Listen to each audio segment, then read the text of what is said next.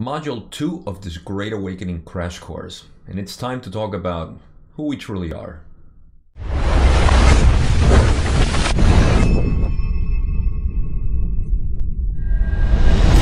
In the first module, we established that we are under a control system, the Matrix as we commonly know it.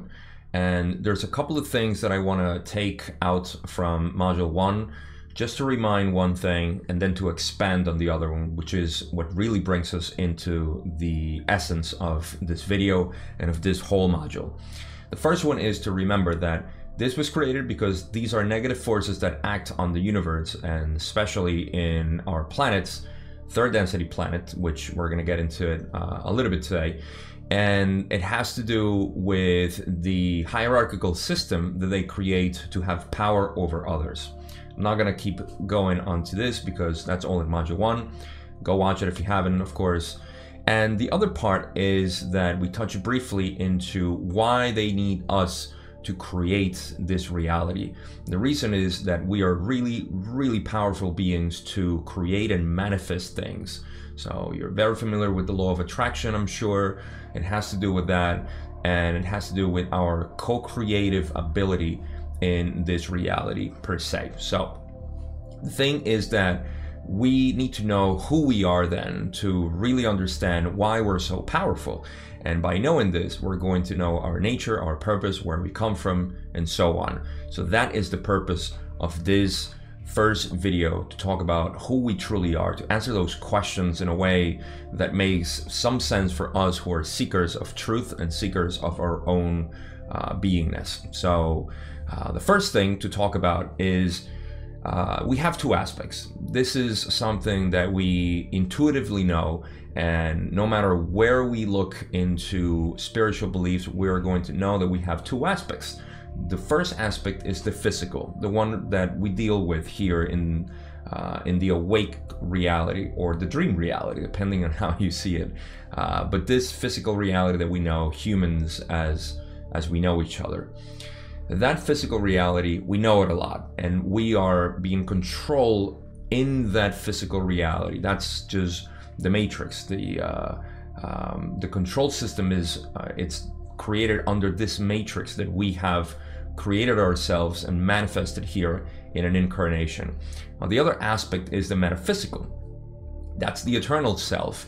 That's the higher self. That is the interdimensional self. That is the continuum of the self and consciousness that exists beyond the veil that we know it separates these two realities, the physical and the metaphysical. So by knowing this, we now have the spark to learn a little bit more about the spiritual reality. The thing is that it's very confusing when we get into this. And again, now that we know that there is a control system and that they have been confusing everything, not only in the physical reality, but also in our perception of the self in the metaphysical reality. Let me say that again. The control system, or those in control of the Matrix, have been manipulating us to not only confuse us and have a distorted reality or perception of our reality here in the physical one, our human material reality, but also in the metaphysical, because when we go to seek information about that, it's very confusing and there's a lot of conflict too. We know this because of religion, which we touch in module 1. We know this because there is competing ideas between science and spirituality. We know this because there's always the mocking and the I would say just pure misinformation that exists in the metaphysical reality as we know it.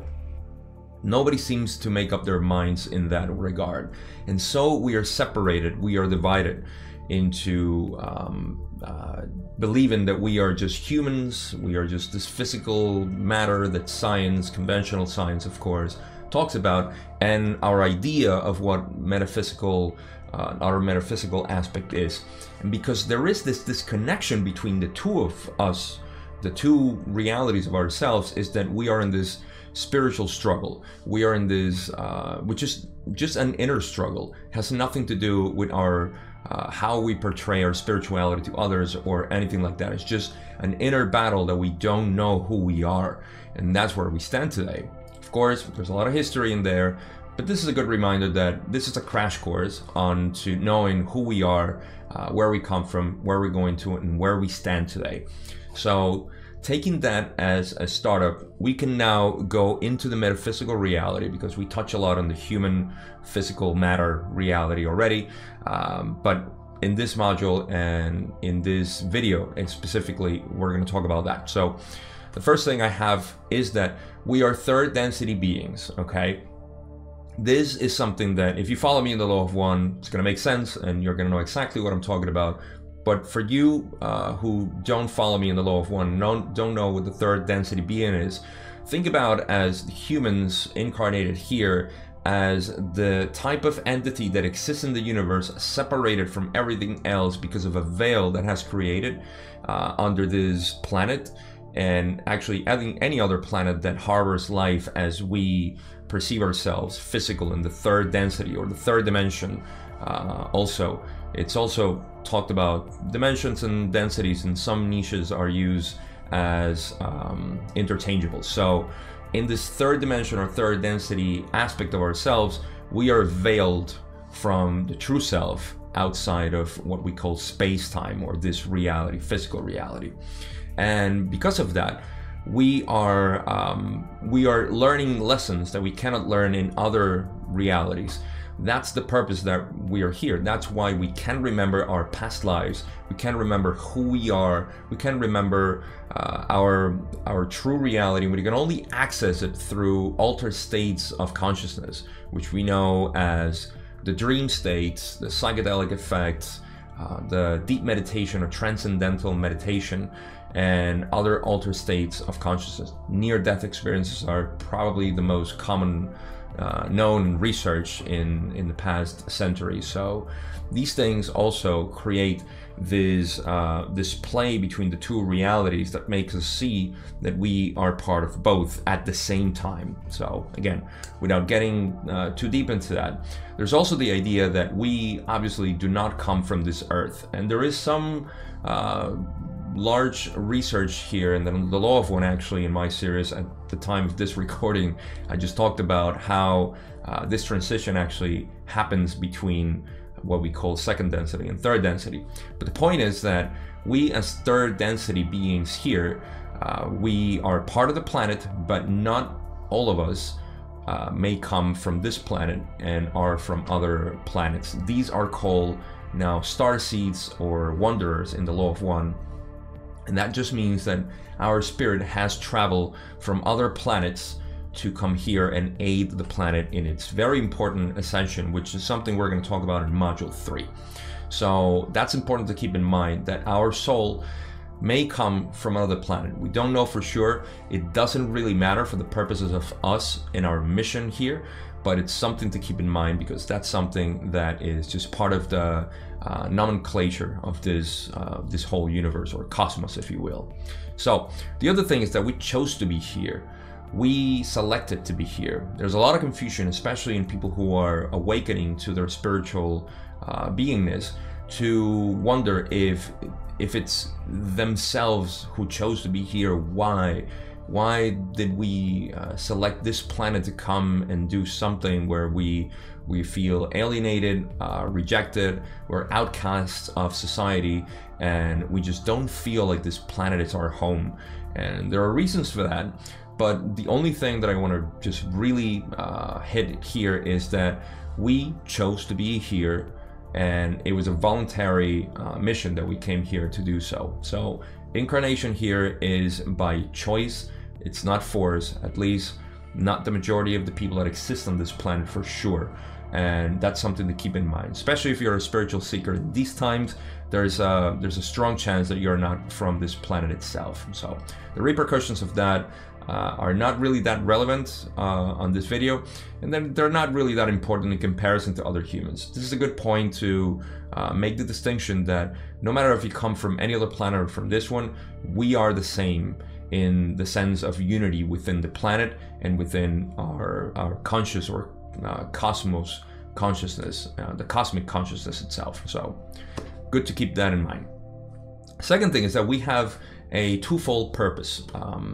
We're here, and as we cross this veil that I talked about at the beginning of the video, crossing this veil means that we forget. We leave every single understanding, every single life in the past or past life, anything that we had in our database, if you will, to gets filtered out, and we become as a normal human being that just has woken up. We do have, however, a lot of say abilities to pierce that veil, which is what we are seeking right now, to pierce that veil and access that database that is the blueprint of how we created ourselves here to be of the most service to others here, which is just other selves. Other people like us are just one entity, which is the planet itself. But one thing to know, especially now that we are in this process of seeking, is that the way I see it is that we have two purposes in one. And that is, first, to recognize the self, to know the self and accept the self. That means doing inner work. And we're going to talk about this in the third part of this module. And it's all about the inner work that reveals who you truly are by the sign. Your spiritual aspect, the other aspect, the metaphysical you, created this limited physical being in a way programmed. There's a blueprint for that, and you need to access that in order to bring your full potential here. This is the most important part of spiritual growth that everybody's seeking right now in this new age that we call this golden age and this awakening process. You need to bring about that blueprint here so you can recognize who you are and what you brought here to this planet to aid in the best way possible. The second thing that goes hand in hand with this is the service to others. If you are clearly somebody who is polarizing towards the positive, and these are terms that we talk about in the Law of One, then you know that you are here to be a positive being, to polarize yourself towards the positive, meaning that you reject the negative and you polarize or move towards the positive. There is an inner drive to be this positive being. That means that you're here to share with others who you truly are. And that is called service to others in the Law of One terms. So when you know this, you know that this is your purpose. Your purpose is to not only become the full potential that you have here by the blueprint of your metaphysical aspect that created you who are here, which is not the ego-minded, and we'll talk about the ego a little bit more in the subsequent video, but you are not that egotistical self that is influenced by this society and the environment. You are truly that metaphysical being that created this physical aspect of itself here to help others. So those two go hand in hand. Rediscover yourself and help others, or be of service to others. This is a good point to also mention that in the grand scheme of things, just by you being incarnated here, it's a very important point, because we can get lost into the drive to force ourselves to wake up to our true metaphysical being, the higher self, to bring about everything that we were supposed to bring here, and it's almost like a rush that we feel inside.